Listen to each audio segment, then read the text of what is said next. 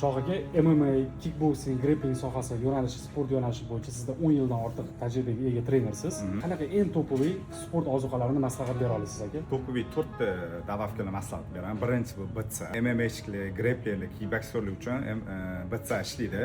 Sababi ichida aminokislotalar ko'p, elektrolitlar, natriy bor, kaliy bor.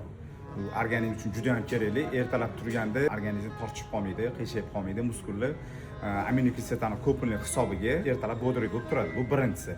Ikkinchisi mezomorf, albatta mezomorf. Nimaga eksplod emas aka? Eksplodda hozir kofein miqdori ko'p, double kofein qo'shilyapti, bodybuilderlarga ishlayapti, pump beradi, ishtiradi.